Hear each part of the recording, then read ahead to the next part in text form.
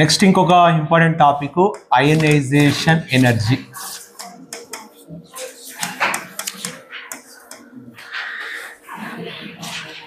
Sometimes it is calling ionization potential.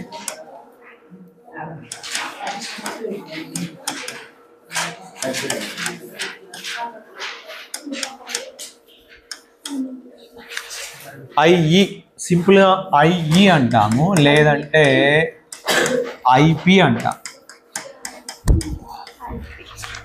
Ionisation energy or ionization potential. ఇది రెగ్యులర్గా అడిగేటువంటి ఒక క్వశ్చన్, 6 మార్క్స్కి అడుగుతూ ఉంటారు. ఇది ఇంటర్లో కూడా రెగ్యులర్గా అడిగేటువంటి ఒక ఇంపార్టెంట్ క్వశ్చన్. సేమ్ ఇక్కడ మన ఈ చాప్టర్లో ఏం చెప్పుకున్నామో అవన్నీ మీకు ఇంటర్లో కూడా రిపీట్ అవుతూ ఉంటాయి. దీని కాన్సెప్ట్తో పాటు అయనైజేషన్ ఎనర్జీని ఇన్ఫ్లుయెన్సింగ్ చేసే ఫ్యాక్టర్స్ అది కూడా అడుగుతూ ఉంటాడు. ఫస్ట్ వినండి. అయనైజేషన్ మీనింగ్ ఏంటి? అయాన్. అయాన్ అంటే మీనింగ్ తెలుసు ఎవరికైనా?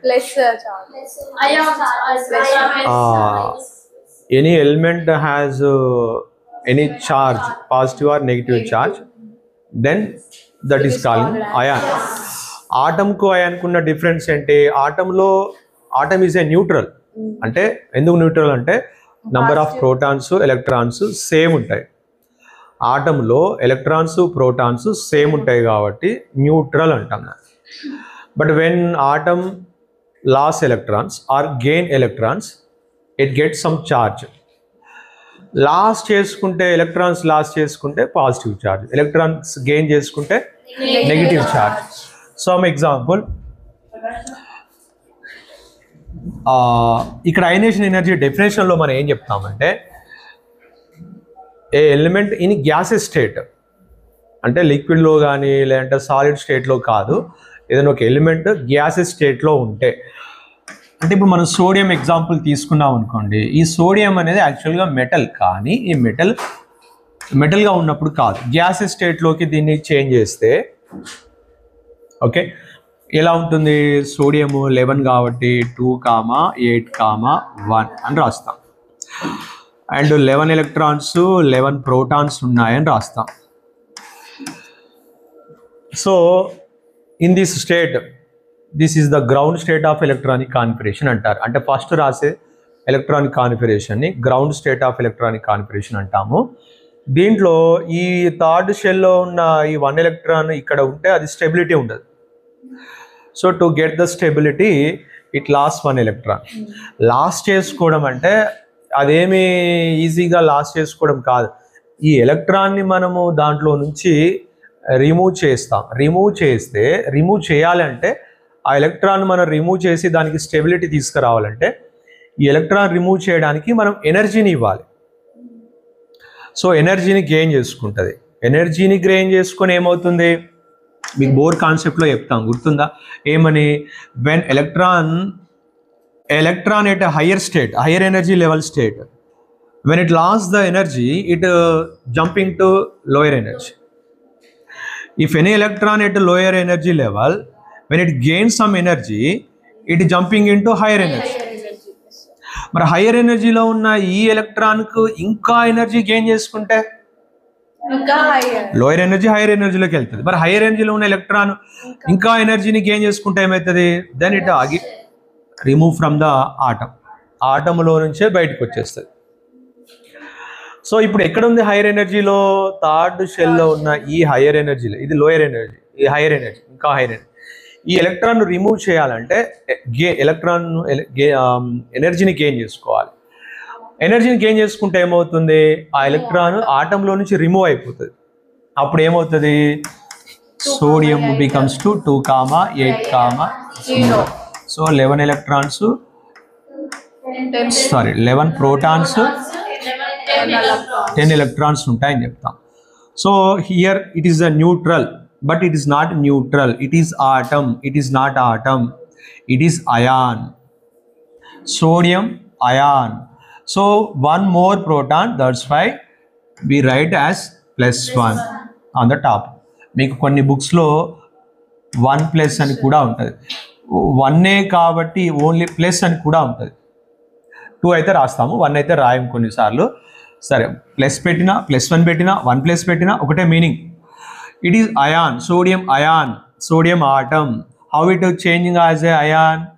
By gaining some energy, last one electron.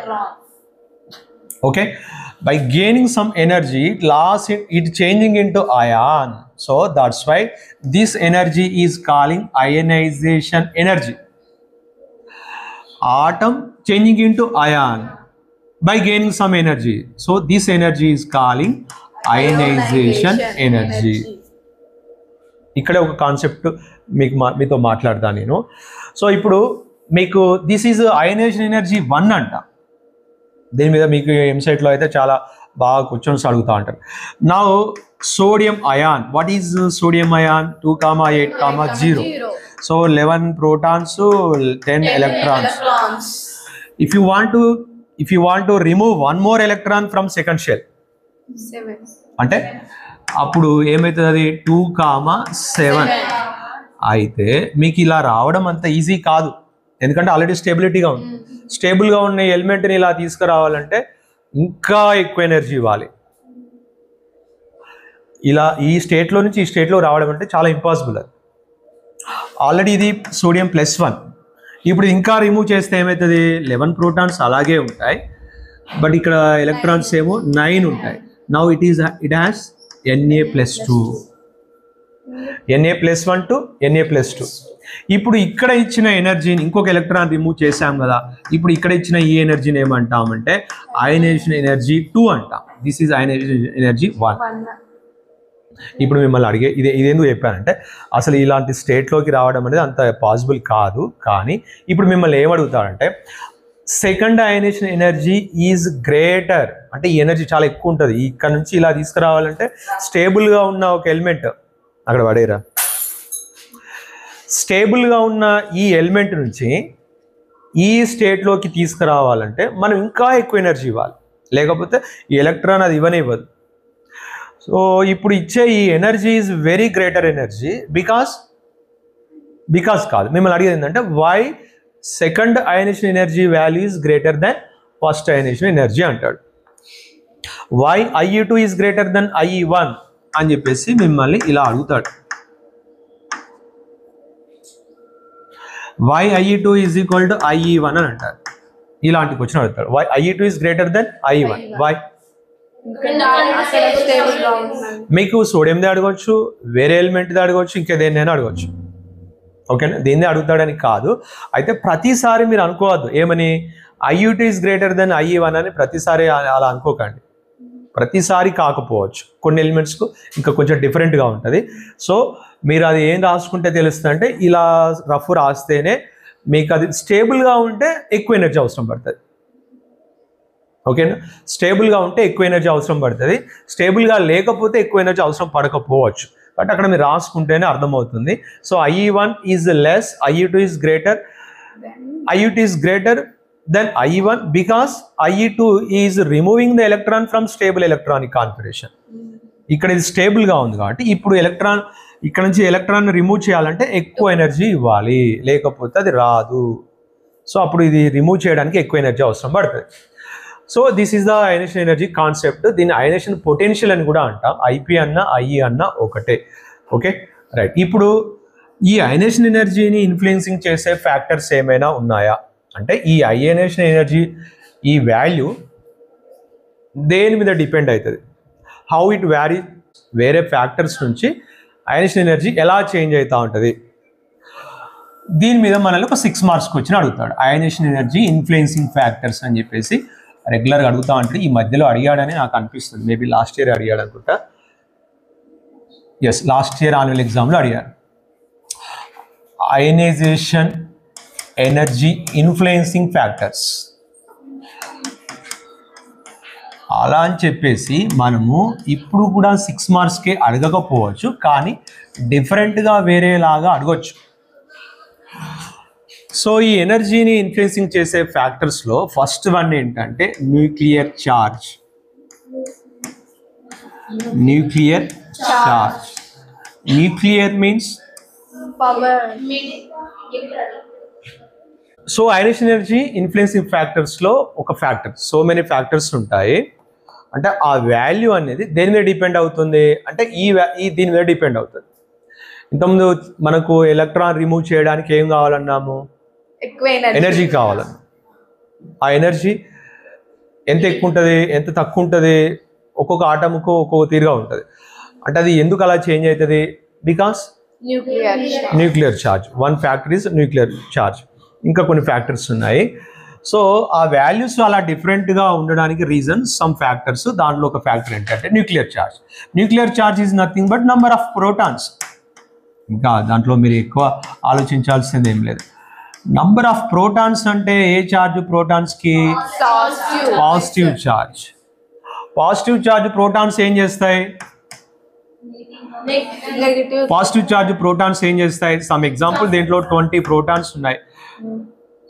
Okay, 20 protons ఉన్నాయి అనుకోండి. ఈ 20 ప్రోటాన్స్ ఉంటే ఈ 20 ప్రోటాన్స్ ఏం చేస్తాయి, షెల్స్ లో ఉన్న ఎలక్ట్రాన్స్ ని అట్రాక్ట్ చేసుకుంటా ఉంటాయి. More the nuclear power, okay, more the ionization energy. అంటే ఏంటి మీనింగ్, ఇక్కడ ఎక్కువ పవర్ ఉంది, ఎక్కువ న్యూక్లియస్ ఛార్జ్ ఉంది, ప్రోటాన్స్ ఎక్కువ ఉన్నాయి. ప్రోటాన్స్ ఎక్కువ ఉంటే ఏమవుతుంది, ఇవి షెల్స్ లో ఉన్న ఎలక్ట్రాన్స్ ని అట్రాక్ట్ చేసుకుంటా ఉంటాయి. అంటే ఈ ప్రోటాన్స్ ఏమో ఎలక్ట్రాన్స్ ని అట్రాక్ట్ చేసుకుంటా ఉంటాయి. కానీ మనమేం చేస్తున్నాము, ఎలక్ట్రాన్ రిమూవ్ చేయడానికి ఎనర్జీ ఇస్తాను. ఇప్పుడు ఎనర్జీ ఎక్కువ అవసరం పడుతుందా తక్కువ అవసరం పడుతుందా, ఎక్కువ ఎనర్జీ కావాల్సి వస్తుంది. ఎందుకంటే ఆల్రెడీ ఈ అట్రాక్షన్ ఫోర్స్ కంటే మనం ఎక్కువ ఎనర్జీ ఇవ్వాలి, లేకపోతే అది రాదు బయటికి. సో ఎలక్ట్రాన్ రిమూవ్ చేయడానికి we apply or we giving the more energy to remove the electron from high nucleus charge element. So ఇప్పుడు ఏం రాస్తాం సింపుల్ గా, more the nucleus charge, more the energy, more the ionization energy. More the nucleus charge, more the ionization energy.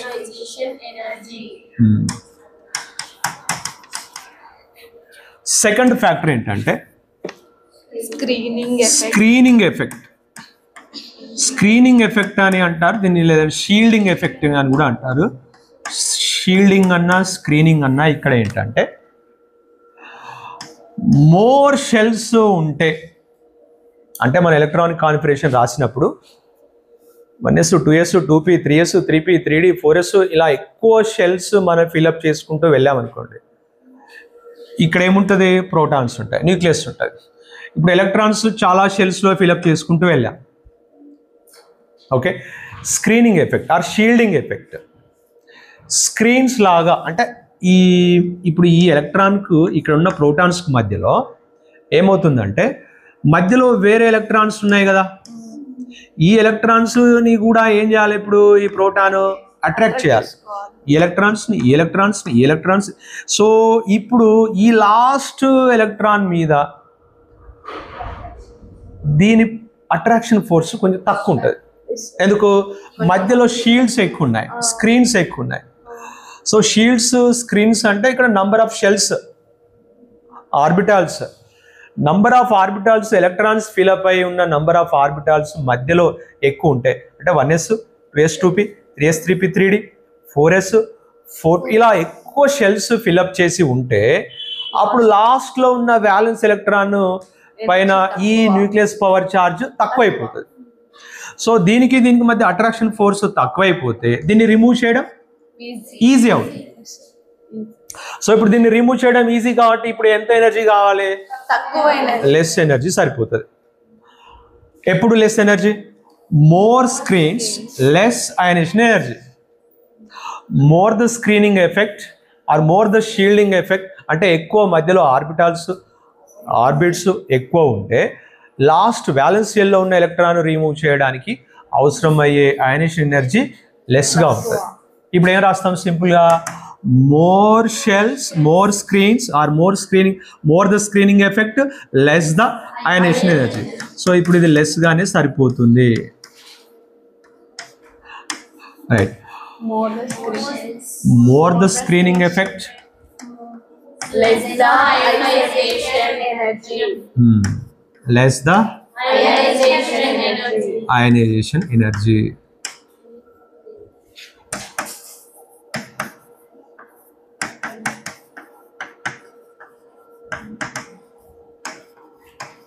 Next ఇంకొక factor ఉంది. Ionization energy change అవ్వడానికి ఎక్కువ తక్కువ ఉండడానికి ఇంకొక ఫ్యాక్టర్ ఏంటంటే penetrating power. Penetrating power or penetrating power. Power ఉందా, ఏముంది అక్కడ? Power of the orbitals. Power of orbitals. Penetrating అంటే మీనింగ్ తెలుసా? పెనెట్రేటింగ్ అంటే లోపలికి బాగా లోపలికి చొచ్చుకోపోతే దాన్ని పెనెట్రేటింగ్ అంటాం. ఓకేనా? Some example, bullet penetrating into the body అంటారు. ఇక్కడే ఆగిపోయింది అనుకో, ఏం కాకుండా నో ప్రాబ్లం. బుల్లెట్ ప్రూఫ్ ఉంటే పెనెట్రేట్ కాదు. ఏం లేకపోతే బుల్లెట్ పెనెట్రేటింగ్ అంటే లోపలికి బాగా వెళ్ళిపోయింది అన్నట్టు.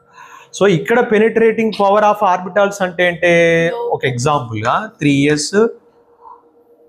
3p 3d, లేదంటే ఫోర్త్ షెల్లో అయితే 4s 4p 4d 4f కూడా ఉంటుంది. 3లో 3f ఉండదు, తెలుసు కదా.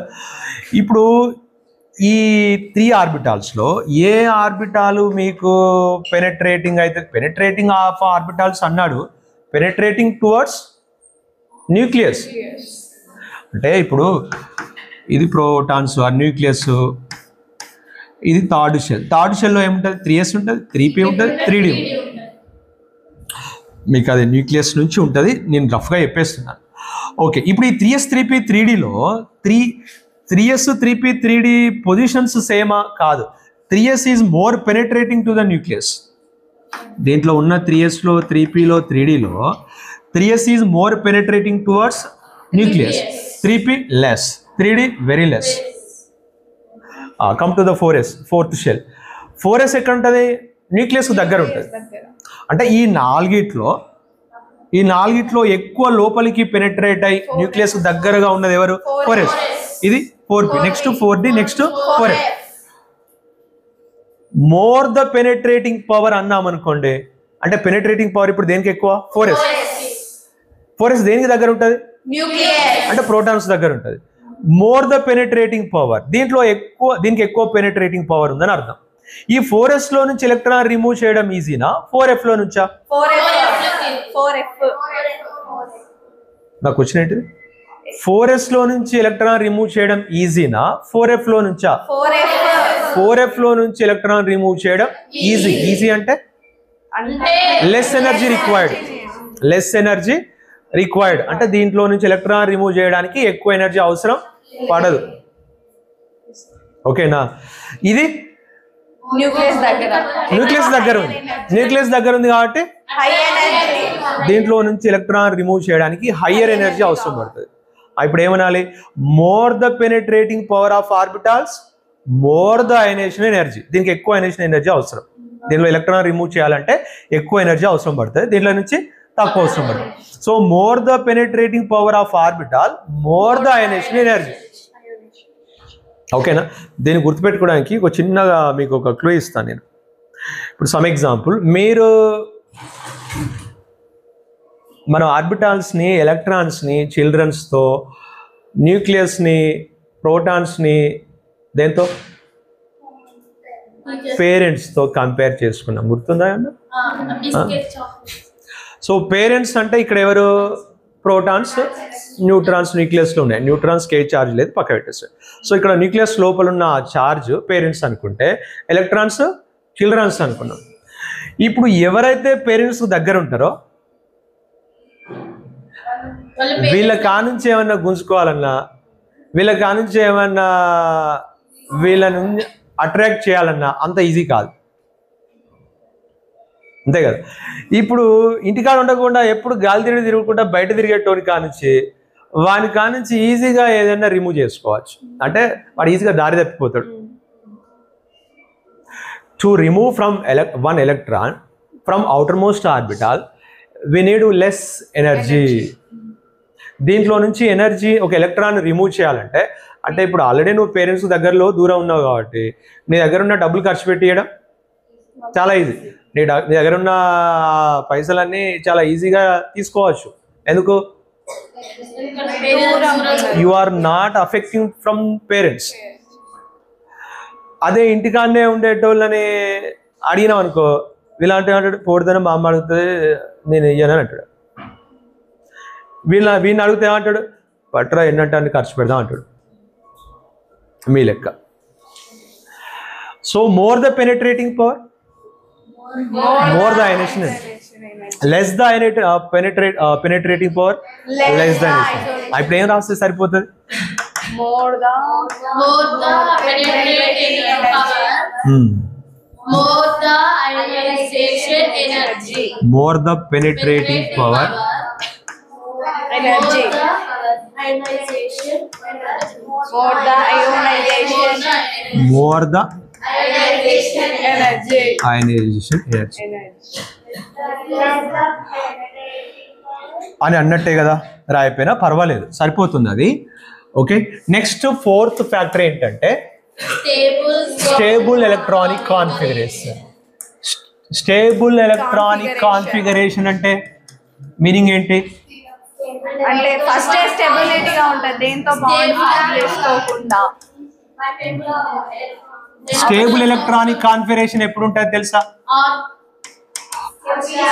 ఒక ఆర్బిటాల్లో ఎన్ని ఎలక్ట్రాన్స్ ఫిలప్ చేయాలో అన్ని ఎలక్ట్రాన్స్ ఫిలప్ చేసి ఉంటే stable electronic configuration. Okay, so ఇప్పుడు ఒకటి గుర్తుపెట్టుకోండి, ఒక బెస్ట్ ఎగ్జాంపుల్ ఏంటంటే నైట్రోజన్ కు ఆక్సిజన్ కు ఇది ఒక best example. Nitrogen electronic configuration 1s2 2s2 2px1 2py1 2pz1. Is it stable electronic configuration? No. Is it stable electronic configuration? Yes, but not most stable. మీకు ఏం చెప్పాను గుర్తుందా? ఫుల్ఫిల్డ్గా ఉంటే స్టేబుల్, ఆర్ దాంట్లో కొంత సగం ఉన్న కొంచెం స్టెబిలిటీ అని చెప్పాను, గుర్తుందా? పిలో ఎన్ని ఉండాలి? 6 ఉండాలి. ఐదర్ 3 ఉన్నా కొంత స్టెబిలిటీ. డిలో ఎన్ని ఉండాలి? 10 ఆర్ 5 ఉన్న కొంచెం stability, not get full stability.